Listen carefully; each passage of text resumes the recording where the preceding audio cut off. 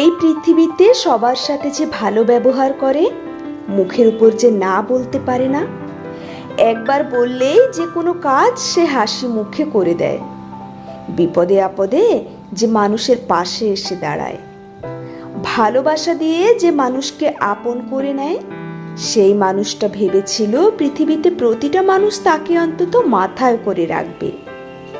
সে ভেবেছিল ভালো ব্যবহার দিয়ে মানুষের অন্তর একদিন সে জিতে নেবেই।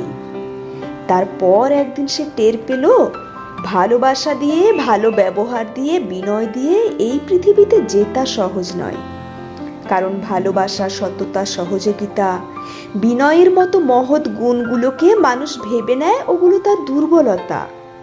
চোখের ওপর থেকে সত্যের আবরণটা যেদিন খসে পড়ল, সেদিন সে দেখল এই পৃথিবীতে একদম সে একা, তার সাথে কেউ নেই।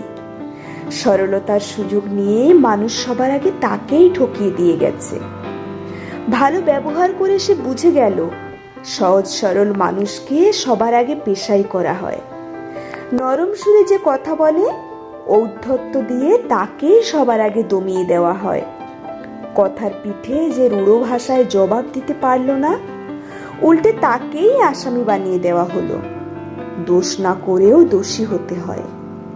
ভালো মানুষদের পৃথিবীটা বড্ড কঠিন। কি জানি ঈশ্বরের কেমন বিচার। তিনি নরম হৃদয় দিয়েছেন, হৃদয় উজাড় করে ভালোবাসা বিলিয়ে দিতেও শিখিয়েছেন। কিন্তু হৃদয় ক্ষত হলে সেই ক্ষত হৃদয়ে প্রলেপ লাগানোর মতো কোনো মলম তিনি দেননি। কলমে সরজিৎ ঘোষ।